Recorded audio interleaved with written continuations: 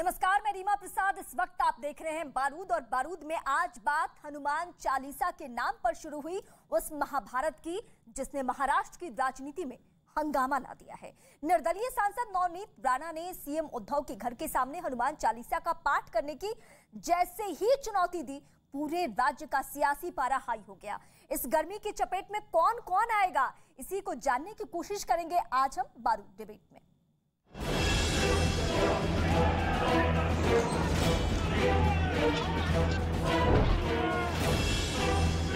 शिवसेना को, जो बाला साहेब ठाकरे के विचारों को भूल गई है, उनको गोवा जैसा सबक यहाँ के राम भक्त हनुमान भक्त सिखाएंगे।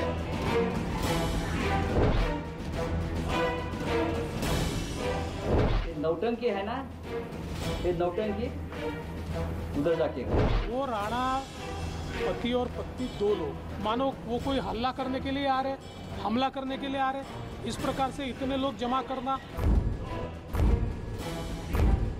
आज की जो शिवसेना रहेगी वो गुंडों की शिवसेना रह गई है। हनुमान चालीसा तुला वाचायची आहे ना भाई, तू वाच ना घरात तुझ्या। इसको जो हैंडल किया जा रहा है ना, उसको बचकाने से ज्यादा कुछ नहीं कहा।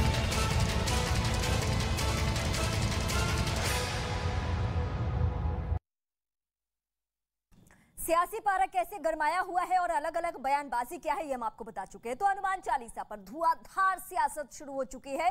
इस सियासत के साथ महाराष्ट्र के महाभारत में एक नया किरदार उभर कर सामने आया है। वो किरदार कौन है? उसका नाम है नवनीत राणा।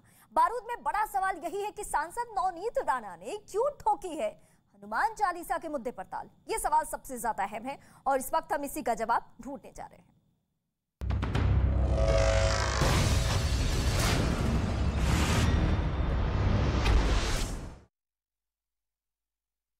तो महाराष्ट्र के इसी मुद्दे पर आज बड़ा सवाल, और सवाल के साथ कौन कौन इस वक्त मेरे साथ गेस्ट है, वो बड़ा पैनल में सबसे पहले आप सभी का स्वागत कर लूं और उसके बाद सवाल जवाब का सिलसिला शुरू होगा। मौलाना साजिद राशिदी होंगे मेरे साथ, निखत अब्बास मेरे साथ जुड़ चुके हैं, आपका बहुत स्वागत है। वागिश सारस्वत भी इस वक्त मेरे साथ है, आपका भी स्वागत है। आनंद दुबे शिवसेना पार्टी से मेरे साथ इस वक्त है, आपका भी स्वागत है। राजू पांडे बीजेपी से कुछ ही देर में मेरे साथ होंगे। सबसे पहले निखत अब्बास जो कि पॉलिटिकल एनालिस्ट है, मैं आपके पास आती हूँ। ये तमाम बयानबाजियां और जो अभी इस वक्त आप स्टेटमेंट सुन रही होगी कि किस तरीके से इस वक्त सियासत, संजय राउत कहते हैं कि हनुमान चालीसा किसी को पढ़ना है तो अपने घर में पढ़िए। पहले तो सवाल हम सबका आज ये होना चाहिए कि हनुमान चालीसा पढ़ने पर नवनीत राणा के ऊपर राजद्रोह का केस दर्ज हुआ है। हमें ये नहीं समझ आ रहा कि जो महाराष्ट्र है वो अभी भी हिंदुस्तान में है या अफगानिस्तान चला गया है। अफगानिस्तान जैसे देश में महाराष्ट्र पनपने लगा है क्या, जो हनुमान चालीसा पढ़ने पर राजद्रोह का केस लगा दिया गया। ये वो लोग हैं, ये देखिए, ये सोचे समझे सियासत हो रही है। ये लोग पत्थरबाजी भी कराएंगे, दंगेबाजी भी कराएंगे, आगजनी भी कराएंगे और उसके बाद सारा ब्लेम भारतीय जनता पार्टी की सरकार, केंद्र की सरकार, प्रधानमंत्री मोदी पर डाल देंगे कि ये तो मोदी जी करा रहे हैं। आज मैं ये जानना चाहती हूं कि अगर आप लोगों से अपना राज्य नहीं संभाला जाता तो आप लोग मुख्यमंत्री के पद से इस्तीफा क्यों नहीं दे देते हैं? ऐसी कौन सी बड़ी आफत आ गई है कि अगर सीएम आवास के बाहर हनुमान चालीसा पढ़ दी गई, राजद्रोह का केस दर्ज कर दिया गया? मैं ये जानना चाहती हूं, अगर हनुमान चालीसा पढ़ी गई है तो जो शिवसेना अपने आप को सबसे बड़ा हिंदुत्व मानती थी, गुणगान करती थी, आज उस हनुमान चालीसा पढ़ने पर तो आपको खुश होना चाहिए। आपके सर से लेकर पांव तक पतंगे आपको क्यों लग गए, ये जानना ये हम सभी के लिए बहुत जरूरी है। कुछ नहीं हो रहा है यहाँ पर। यहाँ पर एक ऐसी सियासत हो रही है उसी को नजर आगे बढ़ाती हूं। जो सोनिया गांधी और राहुल गांधी के शिवसेना के पास इसके बाद आऊंगी। निखत जी ने बहुत बड़ा पॉइंट इस वक्त उठाया है कि क्या हनुमान चालीसा पढ़ेंगे तो उसके सबक में मिलेगा राजद्रोह, लेकिन धाराएं कौन कौन सी लगी है इस वक्त जो बारूद के दर्शक हैं उनको जानना बहुत जरूरी है। 153A धर्म के आधार पर दो समूहों के बीच दुश्मनी बढ़ाने की धारा लगी है। नवनीत राणा जो दंपति है उनके ऊपर आईपीसी की धारा लगी है। 353 के तहत एफआईआर दर्ज की गई है। सरकारी काम में दखल देने का आरोप लग रहा है। महाराष्ट्र के गृह मंत्री का क्या स्टेटमेंट आता है कि हनुमान चालीसा से दंगा भड़काने की एक कोशिश है। ये इस तरीके से बातें हो रही है और शिवसेना के जो साहब है बोलना चाहते हैं, आप क्या जवाब देंगे इस पे? जी पहले तो नमस्कार। नमस्कार। आपके पास जो समीक्षक आते हैं ये तो बहुत बढ़िया लोग होते हैं, बीजेपी की जरूरत ही नहीं होती, यही लोग आधा काम कर देते हैं। देखिए यहाँ पर इनकी मनसा हनुमान चालीसा पढ़ने की नहीं, सवाल तो उठाया इनकी बता रहा हूँ इनकी मनसा हनुमान चालीसा पढ़ने की नहीं है। इनकी मनसा राष्ट्रपति शासन लगाकर इस सरकार को गिराकर रातों रात जोड़ तोड़ करके बीजेपी की सरकार बनाने की है। नहीं तो एक अमरावती की सांसद एक मुख्यमंत्री को यह चेतावनी दे रही हैं कि अगर हनुमान जयंती के दिन आपने अपने घर मातोश्री में हनुमान चालीसा नहीं पाठ किया तो मैं आकर करूंगी, हिम्मत है तो रोक लो। वाह भाई वाह, आपको कैसे मालूम कि हम हनुमान चालीसा पढ़ते हैं कि नहीं? ये तो हमारा श्रद्धा का विषय है। हम तो दिन में 10 बार पढ़ते हैं और शायद ही कोई हिंदू होगा जो न पढ़ता हो, लेकिन कभी कोई इसका प्रदर्शन नहीं करता। यह सब जानबूझकर एक राजनीति है। हाँ बताइए। आनंद साहब, मुझे ये जानना है, महाराष्ट्र में आपकी सरकार है, बाला साहब के नाम से उस पार्टी को सब लोग जानते हैं, शिवसेना के नाम से। उनकी छवि क्या है मुझे यहाँ खड़े होकर बताने की जरूरत नहीं है। पूरी देश दुनिया का बच्चा और जिसको भी राजनीति में थोड़ी सी भी दिलचस्पी हो उसको शिवसेना और बाला साहब ठाकरे के बारे में, उद्धव ठाकरे के बारे में मालूम है। लेकिन क्या हनुमान चालीसा इतना खतरनाक कि वहां पे दंगा की कोशिश हो जाएगी, वहां दंगा भड़क जाएगा? नहीं, मुझे समझना, आप छोड़ दीजिए निखत के सवाल को। मैं बता रहा हूँ। हाँ, मैं बता रहा हूँ, काल नेमी बनकर मत आइए। हाँ, आप सुग्रीव बनकर आइए, मित्र बनकर आइए। हाँ, आपका स्वागत करूंगा, पुष्प गुच्छ से लाद दूंगा और आपके साथ बैठकर पाठ करूंगा। लेकिन भेष बदलकर किसी बहरूपिया के आदेश पर यदि आप हमें चेतावनी देने आओगे शिवसेना को मुंबई में और कहोगे कि हिम्मत है तो हमें रोक लो, हम तो आ चुके हैं और अमरावती से जब मुंबई आ गए तो मुंबई में ही खार से बांद्रा आने में क्या बिगाड़ लोगे? तो राजीव पांडे कौन, मुंबई पुलिस ने वही किया। क्या बीजेपी को समझ में आ रहा है कौन कालनेमी है, कौन सुग्रीव है? किसका ये स्वागत करने वाले थे, आपकी वजह से स्वागत नहीं किया? हाँ, नहीं देखिए, ये आनंद दुबे जी क्या है कि शिवसेना पूरी तरीके से बौखला गई है। लेकिन आज दिनकर जी को याद करते हुए मैं इनको एक लाइन बोलना चाहता हूं कि जब नास मनुज पर छाता है पहले विवेक मर जाता है। अच्छा, हनुमान चालीसा किसी ने कहा कि हम आकर के पढ़ेंगे आपके घर के सामने, और वो आपके घर पर गए भी नहीं तो पहले आपने 153A का मुकदमा किया और बाद में उसको 124 में कन्वर्ट कर दिया, waging war to the nation. Maharashtra की जनता ये देख रही है कि पहली बार शिवसेना जो बाला साहेब ठाकरे की पार्टी है, जब तक उनके समय में क्या चल रहा था और आज क्या स्थिति हो गई कि इन्होंने, वो व्यक्ति पहुंचा भी नहीं है वहां। ऐसा है कि राणा दंपत्ति जो एक एमपी है, एक एमएलए है, वो वहां गए भी नहीं, वो अपने घर पे थे तो पहले इन्होंने हमला करने की कोशिश की। जब ये हमला नहीं कर पाए, वो घर से पुलिस ने उनको रोक दिया तो उनको अरेस्ट करके लाया गया। जब अरेस्ट करके लाया गया तो एक भारतीय जनता पार्टी के सीनियर लीडर जब उनसे मिलने गए तो उन पर पथराव किया गया।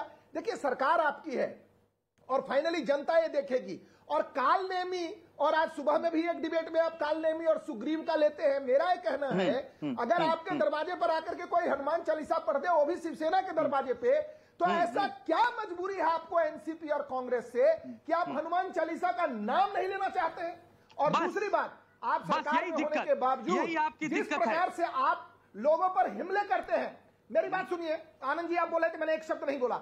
मेरा केवल इतना कहना है, मैं महाराष्ट्र की जनता की तरफ से आप एक सवाल पूछ रहा हूं। आपकी सरकार है ना, तो अगर कोई गलत करता है तो आप मुकदमा करेंगे, आप पत्थरबाजी करेंगे, लोगों पर हमले करेंगे और बोलेंगे कि हम इनको पीटेंगे, हम इनको ये करेंगे। और मेरा ये कहना है, ये लार्जर क्वेश्चन है रीमा जी, जो भारतीय जनता पार्टी ने उठाया, जो मनसे ने उठाया है सवाल, ये मुंबई के हेल्थ पर अटैक कर रही है, क्योंकि शिवसेना आज के डेट में कंप्लीटली कांग्रेस और एनसीपी के इशारे पर काम कर रही है।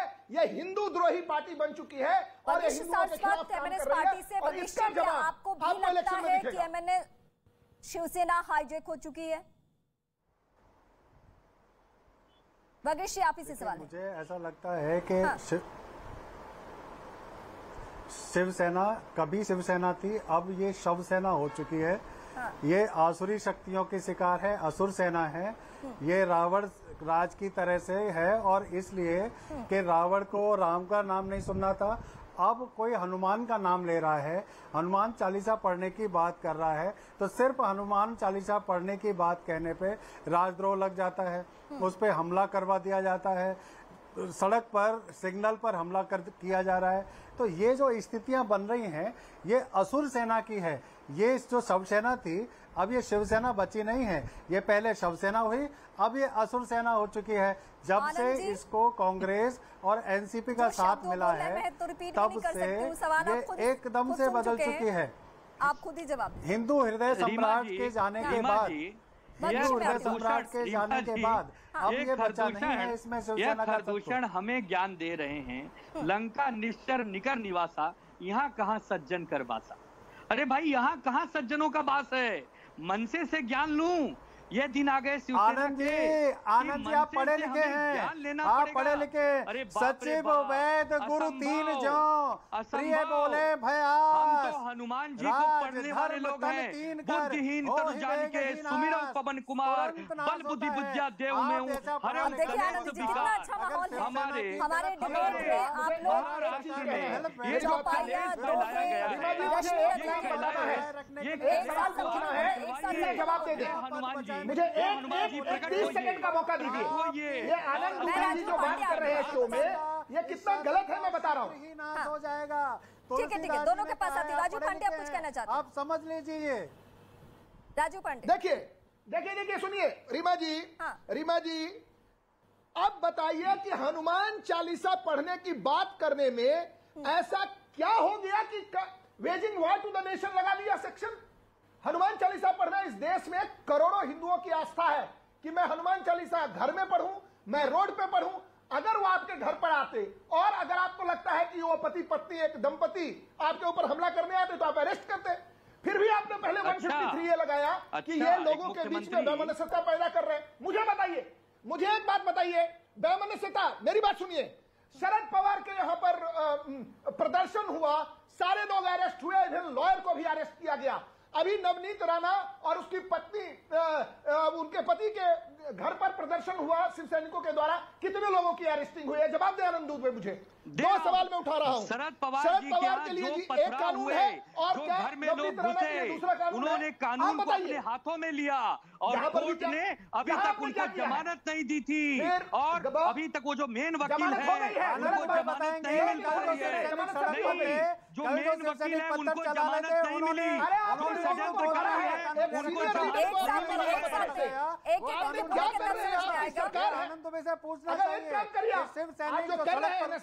देश की जनता देख रही है। कोई पत्थरबाजी नहीं किया, किसी ने हिंसा नहीं की। आप कंप्लेन करिए, पुलिस उचित कार्रवाई करेगी। मुंबई पुलिस पूरे विश्व में जानी जाती है। हम मुंबई पुलिस पर पूरा भरोसा करते हैं, पूरा विश्वास करते हैं। हमारे मुख्यमंत्री, हमारे गृह मंत्री, हमारे सभी मंत्री पूरी तरह जनता के लिए काम करते हैं। लेकिन आपके मन में जो पीड़ा है कि राष्ट्रपति शासन लगानी है, इस सरकार को गिरानी है, इस जन्म में असंभव है। चुनाव में आइए। शिवसेना किसके लिए काम कर रही है? आपकी बाला साहब वाली शिवसेना नहीं बची। राजू पांडे मैं आपके पास भी आती हूँ, एमएनएस के पास भी आती हूँ। आनंद पांडे मुझे आपसे सवाल पूछना है शिवसेना से। पत्थर फेंक रहे हैं देश की निगाहें शिवसेना के सामने, शिवसेना के ऊपर लगे। एक आदमी जो आनंद दुबे मुझे आपसे सवाल ये पूछना है, प्लीज एक बार मैं सवाल पूछ लूं, प्लीज आप लोग शांत हो जाइए। उन्होंने सिर्फ कहा कि हनुमान चालीसा पढ़ना है, जाके पढ़ा भी नहीं और उसके बाद आपने राजद्रोह का ना मुकदमा सिर्फ हुआ बल्कि सलाखों के पीछे वो चले गए, जुडिशियल कस्टडी 14 दिनों की और उसके बाद 29 तारीख को जमानत पे सुनवाई। इतना बड़ा अगर इस देश में कोई कह दे कि हम हनुमान चालीसा आपके घर पे आके पढ़ेंगे, छोड़िए मातोश्री को छोड़िए, आपके घर में अगर कोई कह दे, जैसा कि बीजेपी का भी कहना था, जैसा कि मनसे का भी कहना, निखत जी का भी कहना है, मतलब ये बहुत सिंपल सी बात है ना कि अगर आपके घर पे भी कोई कह दे तो आप इतना नाराज हो जाएंगे। आप इतने वरिष्ठ पत्रकार हैं, मैंने पहले ही शुरुआत में कहा कि विनम्रता पूर्वक कहते तो हम तो दिल के दरवाजे खोल देते, लेकिन किसी के कहने पर केवल हमें चोट पहुंचाना चाहते हो। मुझे भी तो जानना है कि किस कालनेमी का जिक्र बार-बार आप कर रहे हैं। जो राष्ट्रपति शासन लगाना चाहते हैं, जो इस सरकार को अस्थिर करना चाहते हैं, जो यहाँ सद्भावना बिगाड़ना चाहते हैं और समाज में की जा रही है। ये जो बार बार शिवसेना की तरफ से ये दलील सामने आती है कि आप प्यार से कहिए, तो क्या शिवसेना को ऊंची आवाज से भी दिक्कत है? मतलब किसी ने कह दिया उनको धमकी भरे लहजे में कि हम आपके घर पे या मातोश्री में जाके हम चालीसा पढ़ेंगे तो उनको गुस्सा आ गया। समझ पा रही। मेरा सवाल ये है, इनका बार बार माफ कीजिएगा, इतना शोर आ रहा था पीछे से कि आपकी आवाज नहीं। ठीक है, मैं रिपीट करती हूँ क्वेश्चन। शिवसेना की तरफ से बार बार दलीलें ये आ रही है आनंद जी की तरफ से कि अगर हमें धमकी भरे लहजे में कोई कहेगा कि हम चालीसा पढ़ेंगे तो हम तो यही करेंगे, लेकिन प्यार से कोई कहेगा तो हम तो फूलों से स्वागत करेंगे। तो शिवसेना को क्या आवाज भी पसंद नहीं है?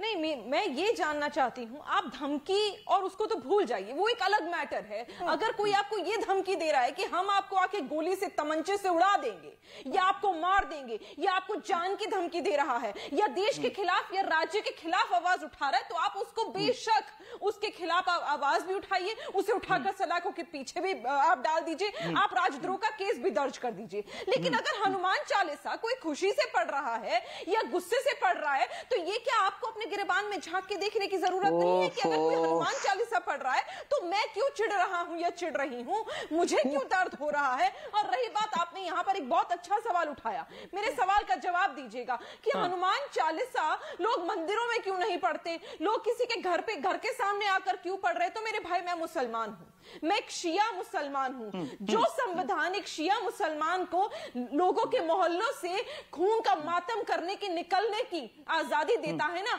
वही मेरे देश का संविधान हनुमान चालीसा सड़क पे पढ़ने का भी आजादी देता है।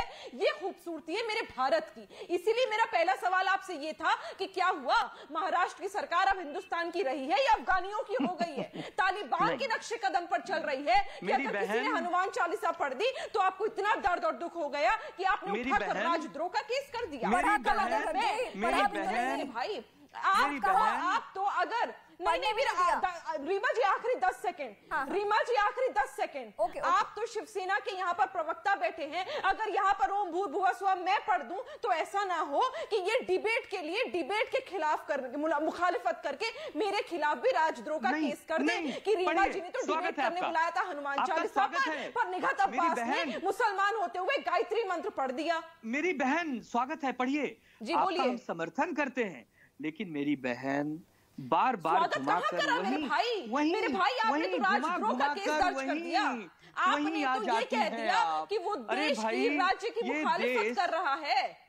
राजद्रोह का केस आप अपने घर में अपनी माताओं से, अपनी बहनों से, अपने बच्चों से, अपने दोस्तों से, अपने भाइयों से, अपने बंधुओं से पूछिए कि क्या हनुमान चालीसा पढ़कर किसी पर राजद्रोह का केस दर्ज हुआ है तो क्या वो जायज है? मेरे भाई, आपके घर वाले थुतकार देंगे इस बात को, मैं तो बहुत दूर की चीज हूं। शांत हो जाए। हम तो छत्रपति शिवाजी महाराज की भूमि से आते हैं, जिन्होंने कभी भी हिंदू मुसलमान में भेद नहीं किया। और लिखतम उनकी सेना में मुसलमान भाई भी आप कुछ बोलते हैं और एक्शन आपके कुछ और होते हैं। बहन, सुनने का धीरज रखिए, सुनने का धीरज रखिए। तो ये तो और भाई, आपने सुनने का धीरज ही तो नहीं रखा। हनुमान चालीसा सुनने का धीरज आपने नहीं रखा।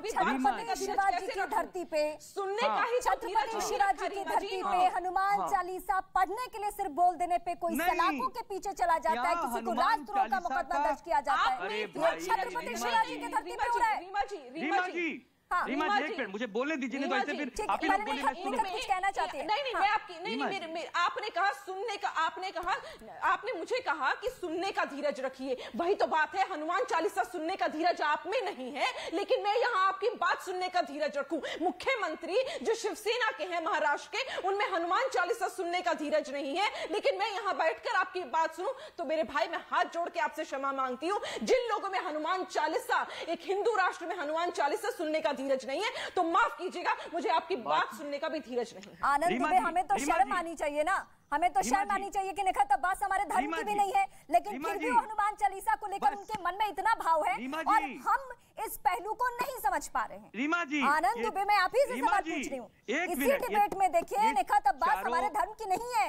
वो अपने धर्म का सम्मान करने के साथ साथ हमारे लिए ये कह रही है कि हनुमान चालीसा से दिक्कत नहीं होनी चाहिए। बस एक मिनट सबका जवाब दे देता हूँ, सबका जवाब। ये जो चारों पैनलिस्ट बैठे हैं, ये मंद मंद मुस्का रहे हैं। ये मंद मंद इसलिए मुस्का रहे हैं क्योंकि आप भी आधा काम इनका कर दे रही हैं। हमें हिंदू विरोधी बनाना चाहते हैं ना। आप सब यही कहते हैं ना कि शिवसेना वो शिवसेना नहीं रही क्योंकि बीजेपी के साथ अलग हो गई, कांग्रेस के साथ चली गई, एनसीपी के साथ चली गई ना। ये मकसद है आप लोगों का। आप लोग ये चाहते हैं श्री गुरु चरण सरोज रज निज मन मुकुर सुधार वर्णव रघुबर विमल जस जो दायक फल चार।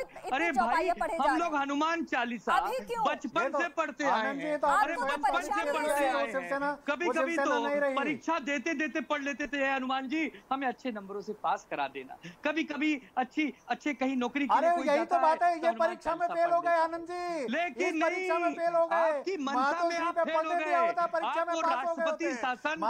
राष्ट्रपति शासन नहीं लगा पा रहे, परीक्षा में पास हो गए। आप पास हो गए होते अगर आपने राणा फैमिली को बोला होता कि राणा फैमिली जी आप घर पर आइए, हम आपका स्वागत करते हैं, हम आपके साथ हनुमान चालीसा का पाठ करेंगे। हमारे पास वो भी मंत्री बन जाते। पर यही सब चाहते हो आज आपका चरित्र अलग हो गया होता, आज आपको हिंदुस्तान का मान लिया गया होता। आप हिंदू विरोधी हैं, आपने साबित कर दिया। आप हनुमान विरोधी हैं, आपने साबित कर दिया। आप राम विरोधी हैं, आपने साबित कर दिया। आपने साबित कर दिया कि महाराष्ट्र में रावण राज चल रहा है। आपने साबित कर दिया कि आप हनुमान जी की चालीसा को भी नहीं होने देना चाहते हैं। आपने साबित किया है।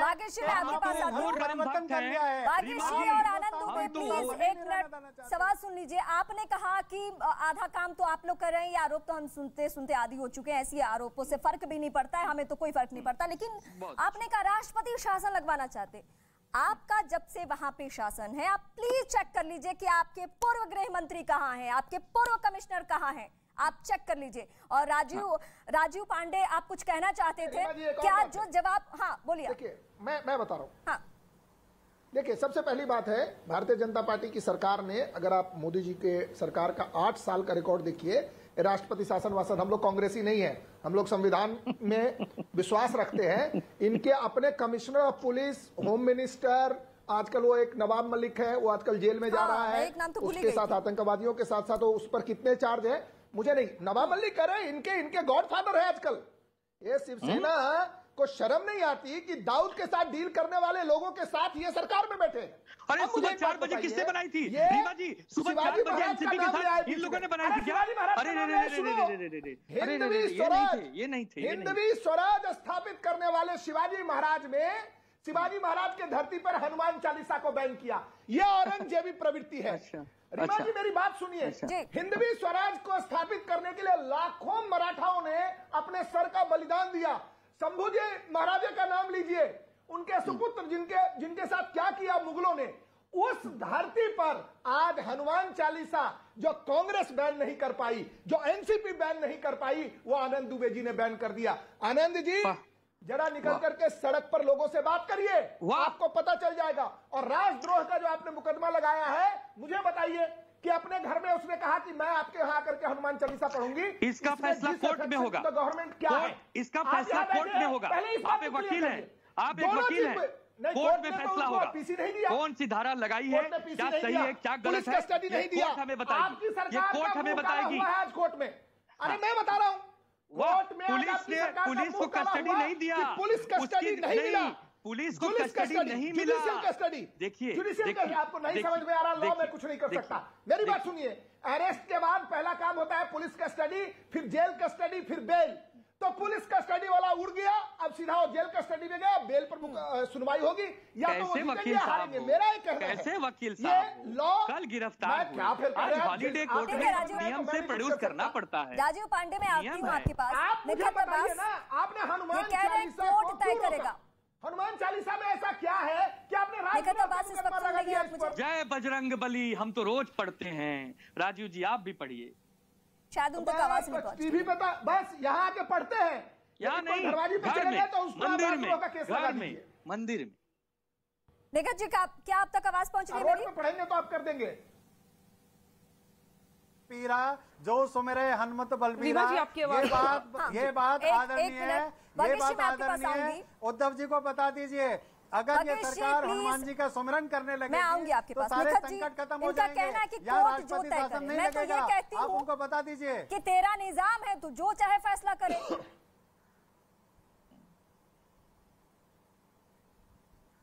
रीमा जी माफ करिएगा, इतना शोर है पीछे, कुछ समझ नहीं आ रहा है क्योंकि हम लोग अलग अलग जगह पर बैठे हैं, अलग अलग लाइव व्यू के साथ बैठे हैं, लोगों को शायद चैनल दरअसल कोर्ट का हवाला दिया जा रहा है। अभी जो आनंद साहब है, आनंद दुबे, वो उनका शिवसेना की तरफ से कोर्ट का हवाला दिया जा रहा है कि कोर्ट सब कुछ तय करेगा। तो मैं तो ये कहती हूँ कि तेरा निजाम है, तू चाहे जो फैसला करे। जाहिर सी बात है रीमा जी, इसमें तो कोई शक है ही नहीं, कोई दो राय है ही नहीं कि सबसे बड़ा इस देश में संविधान है, सबसे बड़ा कोर्ट है, तो जो कोर्ट तय करेगा वो सबसे सही और सबसे सटीक होगा। लेकिन यहाँ तो सवाल कुछ और है कि क्या एक सरकार की, एक मुख्यमंत्री की, उसके राज्य के प्रति, उसके देशवासियों के प्रति, एक ऐसे धर्म के प्रति जो यहाँ पर मेजॉरिटी में है उसके प्रति कोई भी रिस्पॉन्सिबिलिटी नहीं है क्या? आज आप इतने छोटे बन गए हो कि आपने हनुमान चालीसा का अगर किसी आपके ऑपोजिशन लीडर ने पढ़ लिया तो आपको इतना दर्द हो गया कि आपने उसे उठाकर जेल में डाल दिया। एक लाइन यहाँ पे कोट करना चाहती हूँ। आज सवाल ये है, हाँ, जी मैं ये लाइन कोट करना चाहती हूँ कि इस वक्त हमें पाकिस्तान में भी लोग देख रहे होंगे, इस वक्त हमें दुबई में भी देख रहे होंगे और इस वक्त हमें इस्लामिक कंट्री भी देख रहे होंगे। वो हमारा मजाक बना रहे होंगे कि छत्रपति शिवाजी की धरती पे हनुमान चालीसा पढ़ने से रोका गया। मतलब हम इसको बड़े कैनवस पे ले जाके जरा देखें तो इसको क्या समझ में आता है?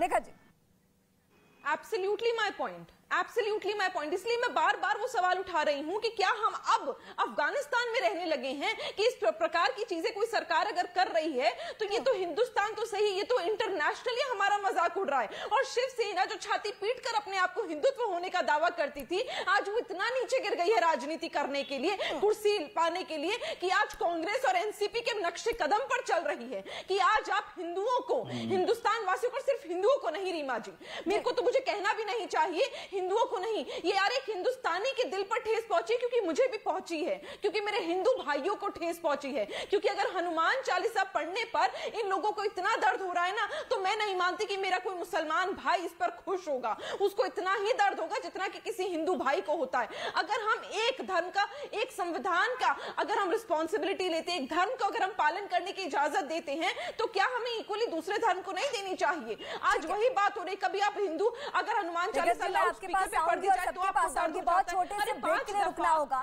लेकिन ब्रेक के बाद भी मैं यही पॉइंट उठाने वाली हूँ कि हैरानी इस बात की नहीं है कि राजद्रोह का मुकदमा हुआ है, हैरानी बस इस बात की है कि वो छत्रपति शिवाजी की धरती है, वो बाला साहेब ठाकरे की पार्टी के जो चंद चेहरे हैं उनके तरफ से ये लिया गया फैसला है। और यही वजह है कि बीजेपी ही नहीं बल्कि जो और पब्लिक है, आम पब्लिक और नेकर जैसी जो लोग हैं वो लोग भी सवाल उठा रहे हैं। और बहुत छोटे से ब्रेक के बाद जब हम लौटेंगे तो हमारे साथ मौलाना साजिद रशीदी भी होंगे, उनसे भी हम सवाल जवाब करेंगे।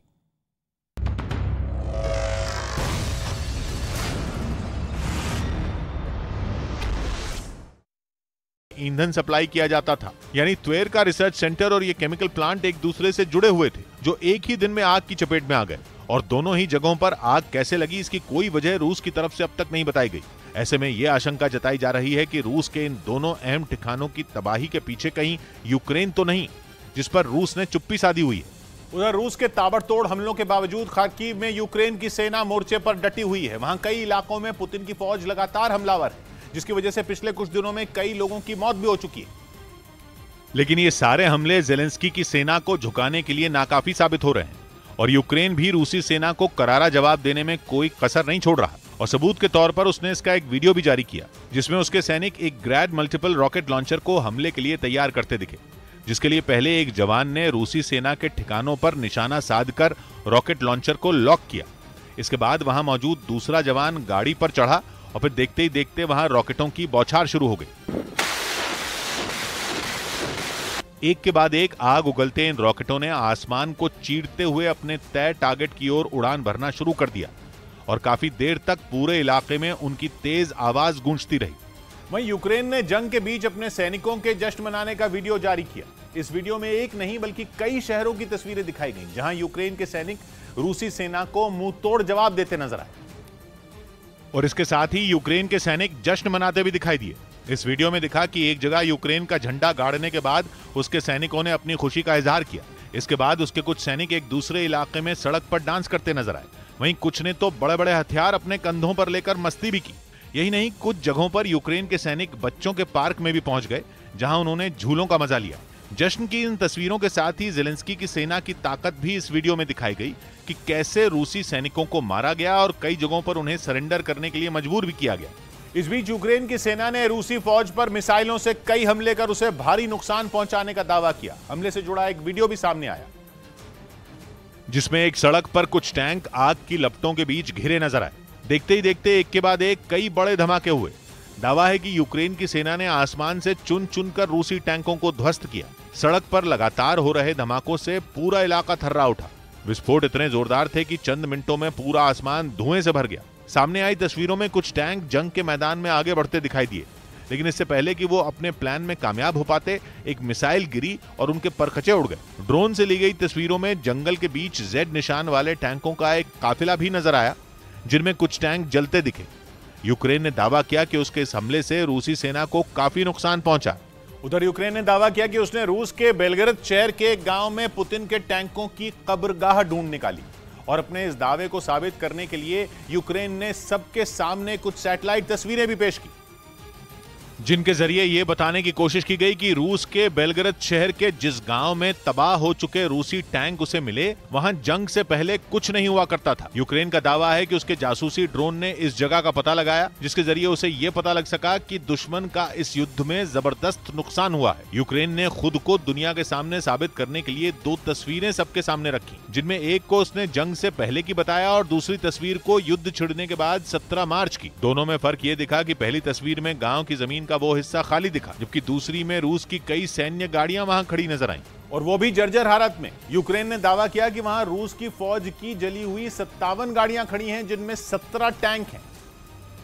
वो भी जर्जर हालत में। यूक्रेन ने दावा किया कि वहां रूस की फौज की जली हुई 57 गाड़ियां खड़ी हैं, जिनमें 17 टैंक हैं। इसलिए उस जगह को यूक्रेन ने पुतिन के टैंकों की कब्रगाह बना दिया। कहा जा रहा है कि उनमें कई मार्च के आखिर में यूक्रेन के सूमे शहर में रूस के धावा बोलने के बाद लौटी हैं। यूक्रेन के खुफिया विभाग का कहना है कि रूसी सेना के वो टैंक वहां इसलिए खड़े किए गए क्योंकि वो अब पुतिन के काम के नहीं, उनकी अब मरम्मत नहीं हो सकती है और उन्हें फिर से जंग के मैदान में नहीं उतारा जा सकता है। वहीं मारियोपोल में जंग हारने के बाद यूक्रेन के जवान खार्किव में डट गए। पिछले 1.5 महीने में वहां रूसी सेना के हमलों ने पूरे शहर का नक्शा बदल कर रख दिया, लेकिन यूक्रेन के जवानों ने हिम्मत नहीं हारी और वो पुतिन की सेना को मुंहतोड़ जवाब देने के लिए मैदान में उतर गए।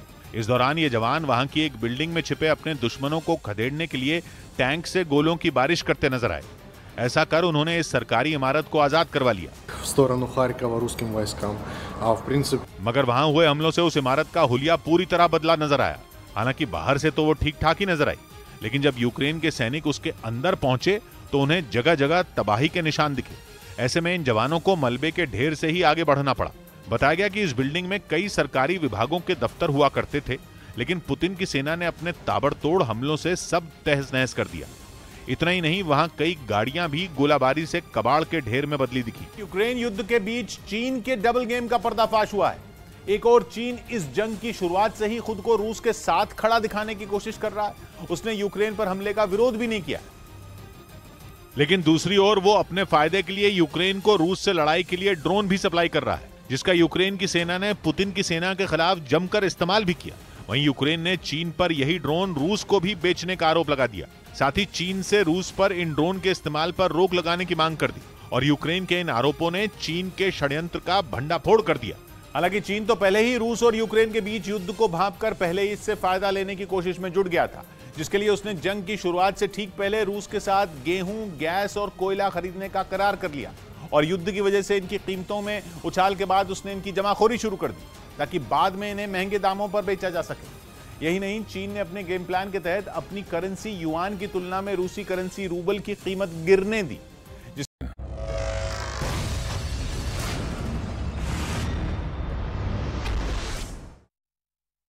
ब्रेक के बाद आपका बहुत स्वागत है और इस वक्त आप देख रहे हैं बारूद, और बारूद में ब्रेक के बाद इस वक्त मेरे साथ जुड़ चुके हैं मौलाना साजिद रशीदी। रशीदी साहब, मेरा सवाल आपसे ये रहेगा कि हमारी पिछली बार जितनी भी दफा बातचीत हुई, आपकी एक शिकायत रही है कि ये धर्म विशेष को टारगेट किया जाता है, लेकिन महाराष्ट्र जैसी जगह पे वहां पे जो तमाम चेहरे निकलकर सामने आ रहे हैं उनको लेकर ये बातें हैं, राणा दंपति को लेकर खासकर, कि उन्हें हनुमान चालीसा पढ़ने से रोका गया। अब इसको लेकर आप क्या कहते हैं? देखिए,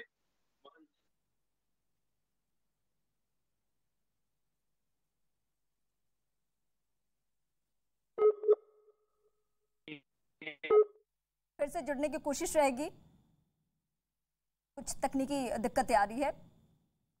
राजीव पांडे, मेरा भी वही सवाल आपसे रहेगा जो मैं पूछ रही थी कि इसके पहले बार बार यही सवाल उठाया जाता है कि टारगेट किया जाता है, धर्म विशेष को टारगेट किया जाता है, लेकिन आज तो ऐसा कोई मामला नहीं है। लेकिन आज सेलेक्टिव चुप्पी क्यों है? नहीं, देखिए, इसमें आपको एक बात समझनी पड़ेगी कि ये जो शिवसेना का जो रिएक्शन है वो रिएक्शन के पीछे 2-3 कारण है।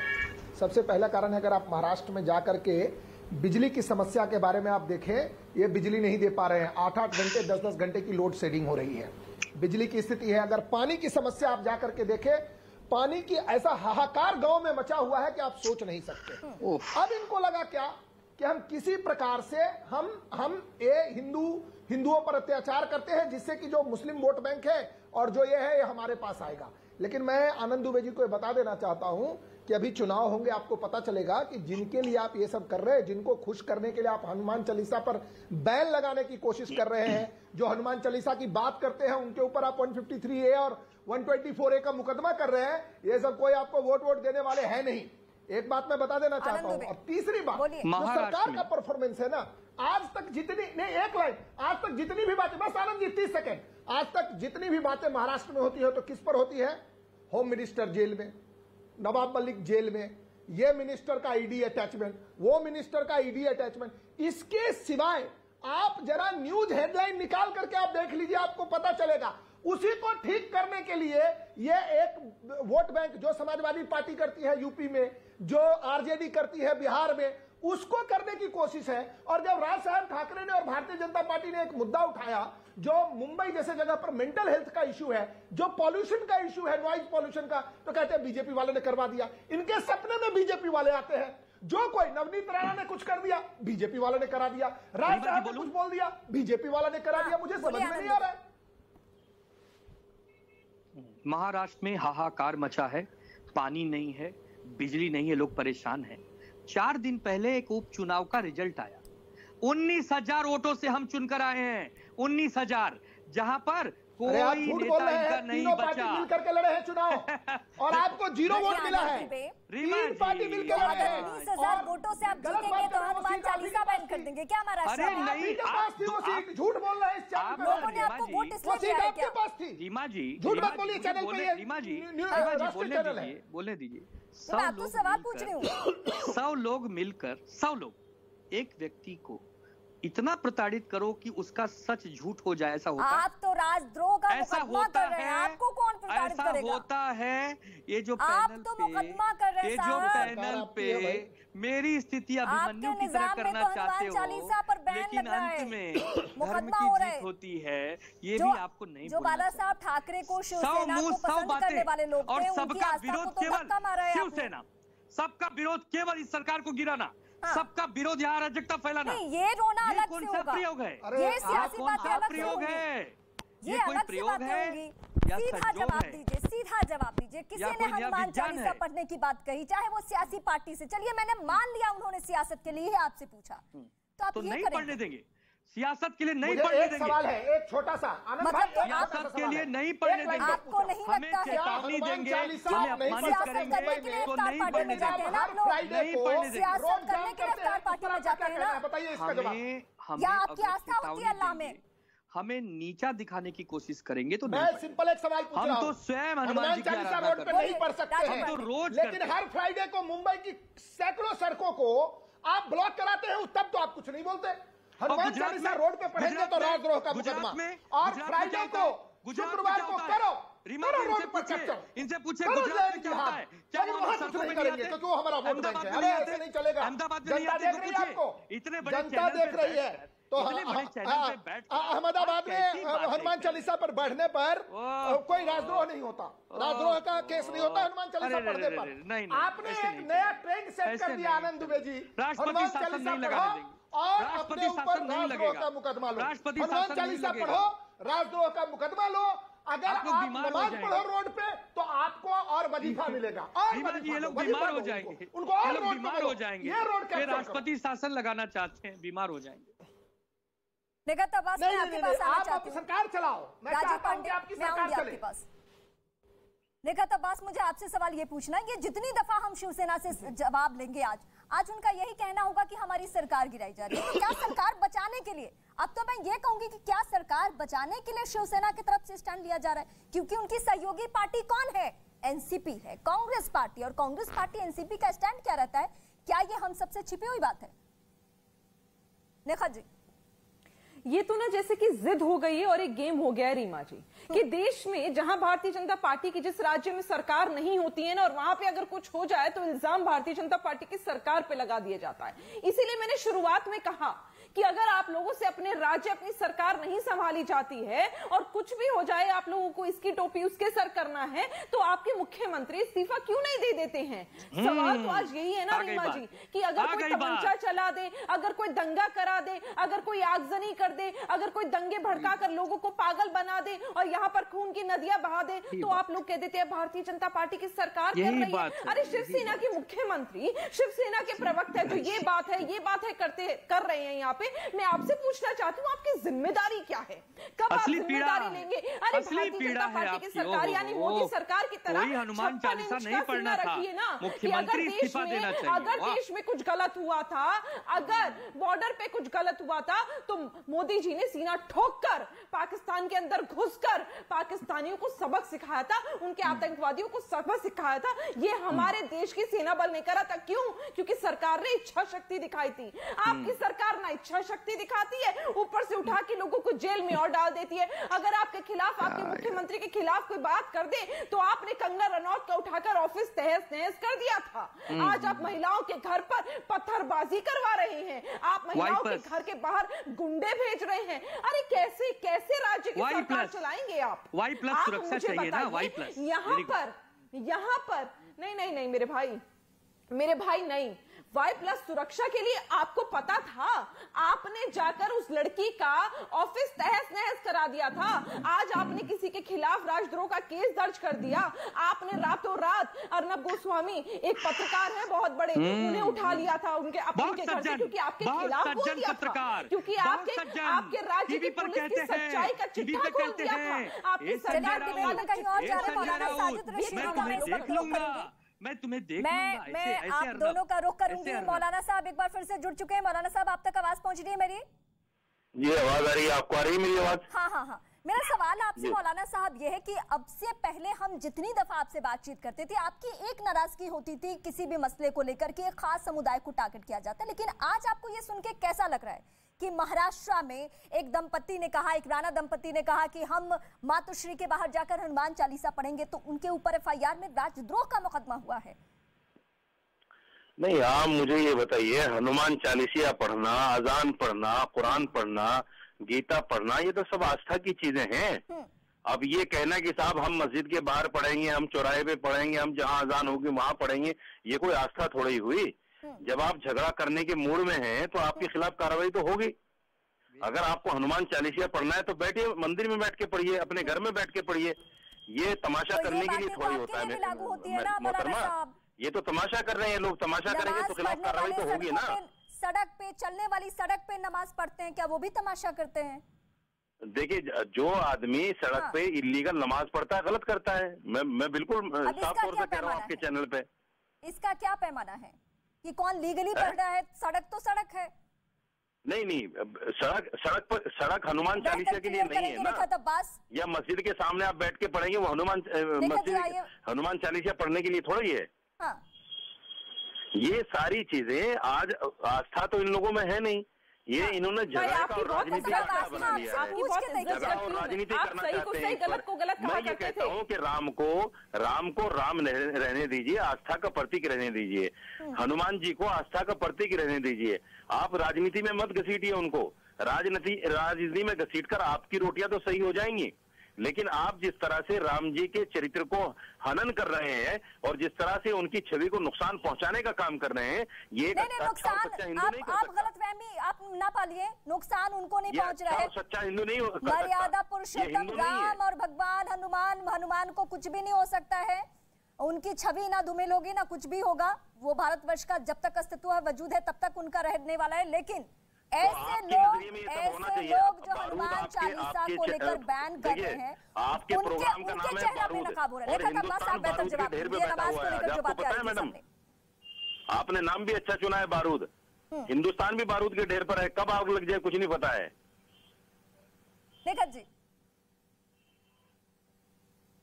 साजिद भाई, आपकी बहुत इज्जत करती हूँ मैंने सोचा था कि आप सही को सही, गलत को गलत कहते हैं। आप उनके सवालों का जवाब दीजिए, मेरा नाम लेकर बात मत कीजिए। उनके सवालों का जवाब दीजिए साजिद भाई। मेरा नाम लेकर टीआरपी मत लीजिए। मैं आपके नहीं मैं आपके नहीं उनके सवालों का जवाब दीजिए रीमा जी के। मेरी फैन फॉलोइंग जो है वो मेरा नाम लेकर टीआरपी मत लीजिए। रीमा जी के शोज देख लेती हैं। देखिए, या तो आप पैनल पे मत आइए, पैनल पे इसी तरह की बातें होती है। साजिद भाई, आप कौन होती है कहने वाली? पैनल में मत आइए। ये बहुत गलत बात है, आप डिसरिस्पेक्ट कर रहे हैं मुझे। मौलाना साहब, रीमा जी आज सवालों के जवाब नहीं है। हम चाहते हैं आपने नमाज की बात की, मौलाना साहब सुन लीजिए, पहले सुनने की क्षमता रखिए। अगर नमाज का जिक्र आपने किया है तो क्या आनंद दुबे और राजीव पांडे से मैं नमाज के बारे में समझूं या निखत अब्बास के पास जाऊं? नमाज के बारे में मुझे जानकारी है। मैंने जो कहा है आप मेरी बात को समझिए। कोई भी आदमी यहाँ चैनल पे बैठा हुआ मेरा नाम लेकर क्या मैं बात रख सकती हूँ अपनी? सवाल का जवाब दे सीधा। मशहूर व्यक्ति हैं भाई साजिद भाई, इतने फेमस नहीं है आपके आप नाम लेके मुझे टीआरपी मिलेगी। मेरा नाम क्यों ले रही है बार बार अगर मैं फेमस नहीं हूँ तो? आप सलमान खान नहीं है कि आपका नाम अगर मैं फेमस नहीं हूँ तो मेरा नाम बार बार क्यों ले रही है मोहतरमा? खैर ये बहस का मुद्दा नहीं, खैर ये बहस का मुद्दा नहीं। आदमी का नाम मत लीजिए जो फेमस नहीं है, नाम ले रही है बार बार। रीमा जी, बहस भटकाई जा रही है। मैं कुछ अपने पॉइंट्स रखना चाहती हूँ, मैं बेकार की बात यहाँ नहीं करना चाहती। धन्यवाद रीमा जी। अब आप मेरे सवाल अपने हवाले से इन जनाब से पूछ लीजिएगा जो जनाब इतनी देर से बहस को भटका रहे हैं। मैं नाम नहीं लेना चाहती। इन्होंने बड़ी महत्वपूर्ण बात कही कि आप हनुमान चालीसा मंदिरों में जाकर पढ़िए ना। बिल्कुल आपने पहले ही सवाल रख दिया इनके सामने कि जो लोग सड़कों को घेर कर वहां पर नमाजें पढ़ते हैं, क्या वो सही है? इन्होंने वो भी बात घुमा दी। चलिए कोई बात नहीं, आज हम एक बहुत पुराना मुद्दा फिर से उठा लेते हैं। जब आपने ये कह दिया कि हनुमान चालीसा जाकर मंदिरों में पढ़िए, तो मुझे ये बताइए कि सुबह 4:30 बजे जब लाउड स्पीकर पर नमाज अजान होती है तो क्यों ये जनाब ये नहीं सोचते कि शायद उस बगल के घर में, मस्जिद के बगल के घर में शायद कोई ऐसा व्यक्ति होगा, मुसलमान होगा या हिंदू होगा उससे फर्क नहीं है, कोई ऐसा व्यक्ति होगा जो ज़ईफ होगा, जिसकी तबीयत खराब होगी, जो शायद 1 घंटे पहले सोया होगा दवाई लेकर। तो क्या मैं उसे सुनने दूं कि यहाँ पर मैं अजान लाउड स्पीकर पर करूं? आप मुझे जवाब दीजिए साहब। इस्लाम में लाउड स्पीकर का बजाना कोई अनिवार्य नहीं है। जहां ऐसा होता है वो गलत होता है, आवाज को कम करना चाहिए। अगर किसी बीमार को आपने तो आवाज के खिलाफ आज तक आवाज उठाई नहीं। आपने आके कभी क्यों नहीं कहा कि ये गलत हो रहा है? बिल्कुल इस्लाम इसकी इजाजत नहीं देता। मैं आपके चैनल पे कह रहा हूँ और बड़ी जिम्मेदारी के साथ कह रहा हूँ। रीमा जी, वो कहावत है ना अंग्रेजी में, बड़ी वो कहावत है ना रीमा जी अंग्रेजी में, action speaks louder than words. नहीं तो मैं तो चाहती हूँ ना, मैं नाम पूछ लेती हूँ। जी मैं नाम पूछ लेती हूँ, लोकेशन का नाम पूछ लेती हूँ। आपके आसपास जो मस्जिद है, क्या वहां से लाउड स्पीकर उठवाएंगे मौलाना साहब? जिम्मेदारी में आपका जानना चाहती हूँ। मैं जिस मस्जिद में इमाम हूँ उसमें लाउड स्पीकर है, लेकिन मस्जिद के अंदर आवाज रहती है, मस्जिद के बाहर भी आवाज नहीं जाती। आप आ जाइए पहाड़गंज में। हाँ, और उसके आसपास के लोगों, उसके आसपास जो मस्जिद है उसके बारे में कोई जिम्मेदारी? सारी मस्जिदों की जिम्मेदारी मेरी नहीं है मोहतरमा। मौलाना से बात करनी होगी। सारे हिंदुस्तान का मैं जिम्मेदार नहीं हूँ, मैं प्राइम मिनिस्टर नहीं हूँ। धर्म गुरु हैं, आपने तो कहा मेरी इतनी बड़ी पहचान है, मेरा नाम ही मत लो। नहीं, आपने तो ये कहा। वही बात रीमा जी, आप कहाँ जा रही हैं? मैं चाहती हूँ कि आप एंकर हैं, एंकर रहिए ना। आप किसी की तरफदारी क्यों कर रही हैं? मैं चाहती हूँ, अरे निखत अब्बास, बारूद आपने नाम रख लिया प्रोग्राम का, आप बारूद बनाना चाहती हैं कि इस देश को, या बारूद के ढेर पर लाना चाहती हैं आप बनाना चाहते हैं, और तभी हमने शो का नाम बारूद रखा कि आप जैसे लोग आए। ज्यादा मत करने की कोशिश मत कीजिए, देश को शांति के साथ अमन के साथ चलने दीजिए। निखत जी बेहतर कह रही थी कि आप भटकाते हैं मुद्दे से। मैं भी आपको धीरे धीरे समझ रही हूँ इन दिनों। तो मेरा ये कहना है कि आपने कहा कि बहुत बड़ी बात कही, पहले सुन लीजिए। महाराष्ट्र के टॉपिक पे मैं बात करती हूँ, लेकिन मेरे डिबेट में इस वक्त बहुत बड़ा मुद्दा आ चुका है। मस्जिद में जाके नहीं पढ़ना चाहिए। मुझे ये बताइए, आसपास के कितने मस्जिदों में जाकर आप ये जिम्मेदारी बखूबी निभाएंगे कि वहां पे लाउड स्पीकर या तो उतारा जाए या उसका ऑडियो कम किया जाए? भाई साहब, ये भागने में बहुत माहिर आदमी है, इनसे जब भी वाजिब सवाल पूछो ये भागते हैं। रीमा जी, और मैं बड़ी जिम्मेदारी के साथ ये बात कह रहा हूँ, अगर किसी पड़ोसी को लाउड स्पीकर से तकलीफ होती है तो उसकी आवाज कम करनी चाहिए। हाँ, बड़ी जिम्मेदारी के साथ कह रहा हूँ। कि धर्म विशेष का आदमी नहीं देख रहा है। अगर आप अपने शो को इतना कम समझती हैं कि लाखों करोड़ों लोग नहीं देख रहे हैं, तो ये आप अपने दम पर सोचिए। मैं समझता हूं कि आपकी आवाज, आपके प्रोग्राम की आवाज करोड़ों लोगों तक पहुंच रही है। हाँ। और मैं बड़ी जिम्मेदारी के साथ इस बात को कह रहा हूं। मैं चाहती हूं कि इसका असर हो। आपने बहुत बड़ी बात कही है जिसपे हम इतने दिनों से बहस कर रहे हैं, कोई समाधान नहीं निकल रहा है। रीमा जी मेरे एक सवाल, फजूल की बहस कर रहे हैं आप लोग, फजूल की बहस कर रहे हैं। 10 सेकंड का ये बहस का मुद्दा ही नहीं है। अजान, हनुमान चालीसा, नमाज, कुरान, ये बहस का मुद्दा ही नहीं है। मैं आपके पास आती हूँ। निखत अब्बास को एक बार सुन लेते हैं। क्या महंगाई पर कोई बात ना करे, बेरोजगारी पर कोई बात ना करे, इन्हें आप चुप करा लीजिए। उस पर कोई बात आपका साजिद रशीदी है। ये शिवसेना वाले भाई साहब ताली बजा रहे, मैं आती हूँ आपके पास। अरे मेरे भाई लोगों को नमाज और आपका नाम निखत अब्बास नहीं है, रीमा जी ने मेरा नाम आपका काम है, इससे ज्यादा कुछ मौलाना साहब शांत रहेंगे। हिम्मत नहीं है कि सरकार से ये पूछे कि आज नींबू 300 रुपए किलो क्यों हो गया। आपकी हिम्मत है कि लाउडस्पीकर नीचे उतरवाने की? आपकी हिम्मत है लाउडस्पीकर नीचे उतरवाने की? अंदर नहीं है हिम्मत। आपकी हिम्मत है लाउडस्पीकर नीचे उतरवाने की? लोग हैं, आपकी हिम्मत नहीं है। दुबई से ऑपरेट होते हैं आप जैसे लोग, मुद्दा बनाना चाहते हैं। पाकिस्तान से कायर लोग हैं आप, बुज़दिल लोग हैं आप। पाकिस्तान से ऑपरेट होते हैं ISI के हाथों। आप पाकिस्तान की बात आ गई, कहाँ है पाकिस्तान? हम तो जानते नहीं पाकिस्तान को। पाकिस्तान को जानते नहीं, कहाँ है पाकिस्तान? कहाँ है पाकिस्तान, जरा बताइए। निखत अब्बास कहाँ है पाकिस्तान, बताएंगे रीमा मोहतरमा?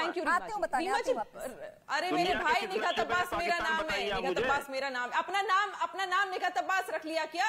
TRP लेने के लिए अपना नाम निखत अब्बास TRP चाहिए? नहीं ना, आपका स्पेस खा रहे हैं। कौन से नक्शे पे है?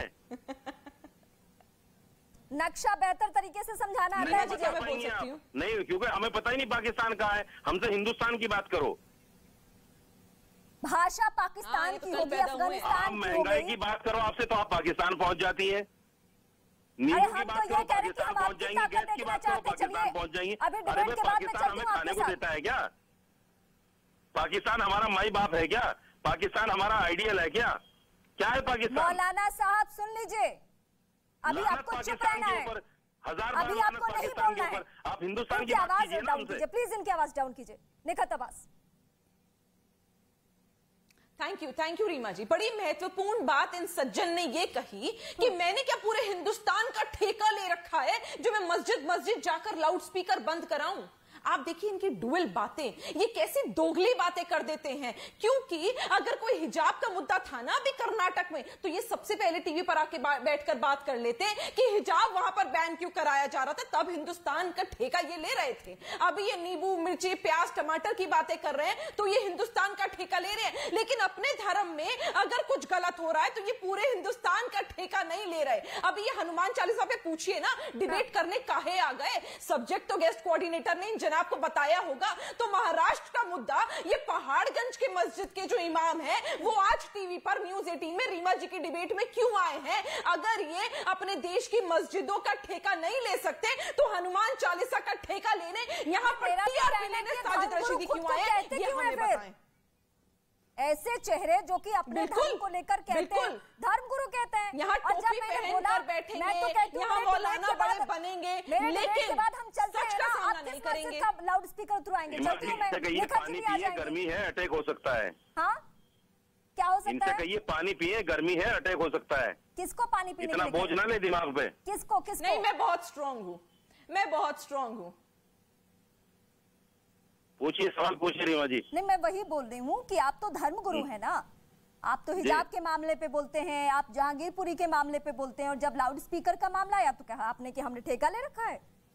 यार आपके प्रोग्राम में, आपके टीवी चैनल पे मैंने इतनी बड़ी बात बोल दी, आपको संतुष्टि नहीं है उससे? अरे मुझे तो खुशी हुई ना, तभी तो मैं चाहती हूँ, आप मुझसे मैं तो चाहती हूँ कि असर हो और हम डिबेट के बाद चले और आप देखें कि आप सिर्फ डिबेट में बातें कहते हैं या उस पर एक्शन भी होगा।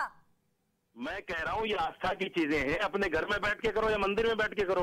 हाँ, मैंने क्या गलत कह दिया रोड पे?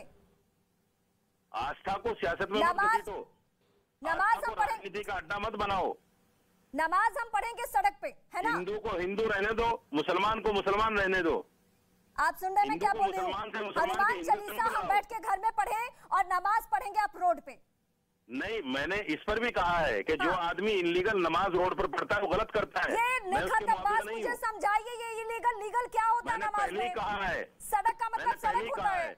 अगर आपकी जानकारी में हो, नहीं तो दोबारा सुन लीजिए रिपीट करके मेरी बात। बोलिए बोलिए, लीगल का मतलब क्या और इलीगल नमाज क्या होता है?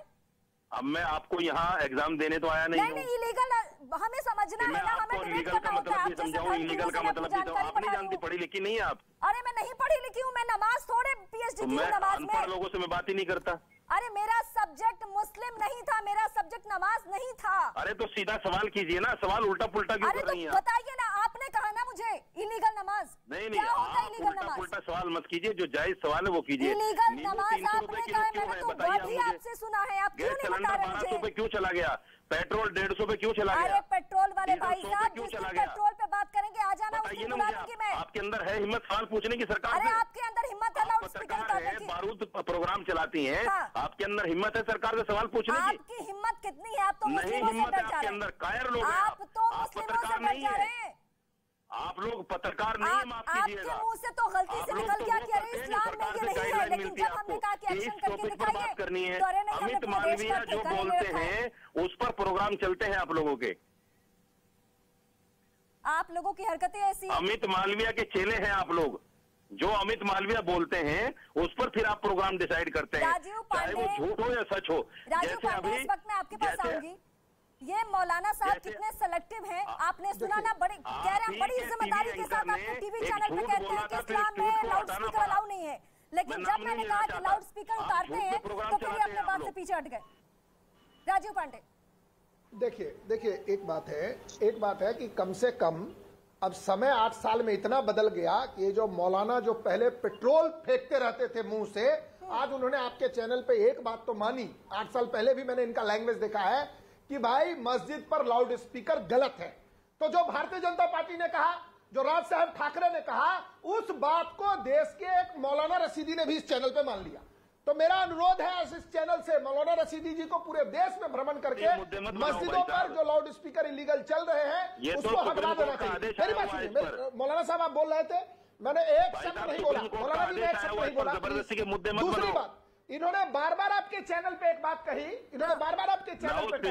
देश बारूद पर बैठा है, देश बारूद पे बैठा है। अरे ये जो है ना, सुनिए, ये 2014 से पहले का भारत नहीं है। एक भी आतंकवादी इस देश में जम्मू कश्मीर और पठानकोट को छोड़ दोगे तो दिल्ली मुंबई आ नहीं पाया, कोलकाता आ नहीं पाया। मैं क्या कह रहा हूँ, कोई बारूद की बात मत करो। नींबू देखिए, नींबू और पेट्रोल की बात आप करेंगे, उसके लिए डिबेट करेंगे, तो आपके समझ में नहीं आएगा। मैं आपको क्या कह रहा हूँ, आपने बारूद की बात की, आप कह रहे हैं कि देश बारूद पे बैठा है, आप चाह रहे हो कि देश में बम ब्लास्ट हो। आपने क्या कहने की कोशिश की? देश बारूद पे बैठा है, देश बारूद पर बैठा है, इसका क्या मतलब है? इसको समझाओ मौलाना साहब, ये समझा दो प्लीज मुझे। आपने कहा बारूद पर बैठा है, आपके पास कुछ इन्फॉर्मेशन है, पहाड़गंज में कुछ इन्फॉर्मेशन अलग से आया है क्या? मुझे एक बात बता दो, बारूद कहाँ है? कहाँ है बारूद? बारूद कहाँ से लेके आए हो जो आप बता रहे हैं इस चैनल पे? और एक बात मैं बता देता हूँ, ये जो आप 150 रुपए नींबू की बात करोगे, पेट्रोल की बात करोगे, देखिए पूरी दुनिया को पता है, जो पढ़े लिखे लोग हैं ना, आपका जो मानस पिता जो कंट्री है वहां पर क्या हालत हो पता करो। नौकरियां क्यों नहीं, हम श्रीलंका का देख लो तो तुम वही चाह रहे हो। आप दुखी हो कि हिंदुस्तान श्रीलंका क्यों नहीं बन रहा, हिंदुस्तान पाकिस्तान क्यों नहीं बन रहा, लेकिन मैं बता रहा हूँ और देश में जो 4 दिन पहले हिजाब के लिए लड़ रहे थे वो नौकरी की बात कर रहे हैं। अरे आपके मुंह से नौकरी की बात अच्छी नहीं लगती है, आप तो हिजाब वाले हैं, आप तो घर में बच्चियों की पढ़ाई छुड़वा के बिठाने वाले लोग हैं। आपको कब सिखाया लग गया? निखत अब्बास क्या भूल गई हैं? ये लोग तो हिजाब के लिए लड़ने वाले लोग हैं।